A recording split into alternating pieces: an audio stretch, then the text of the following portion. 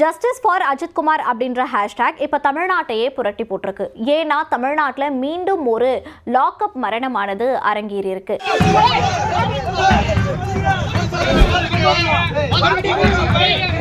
அஜித்குமார் யாரு, அவருக்கு இழைக்கப்பட்ட அநீதி என்ன அப்படின்றத தான் நம்ம முதல்ல பார்க்கணும். இப்போ அஜித்குமார் யாரு அப்படின்னு சொல்லி பார்த்தீங்கன்னா, சிவகங்கை மாவட்டத்தில் இருக்கக்கூடிய திருப்புவனத்துக்கு பக்கத்தில் இருக்கக்கூடிய மடப்புரம் பத்ரகாளி அம்மன் அப்படின்ற ஒரு கோயிலில் தற்காலிக காவலாளியா பணிபுரிஞ்சுட்டு வராரு அஜித்குமார்.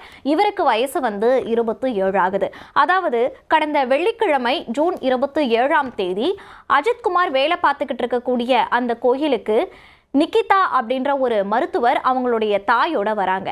அங்கே வந்துட்டு சாமி கும்புறதுக்காக போகிறாங்க. இவங்க காரில் வராங்க. அதனால் காரை பார்க் பண்ணணும் அப்படின்னு சொல்லிட்டு அஜித்குமார் கிட்ட கார் கீயை கொடுக்குறாங்க. அஜித்குமாரும் அதை வாங்கிக்கிறாரு. ஆனால் இதில் என்னென்னா, அஜித்குமாருக்கு கார் ஓட்ட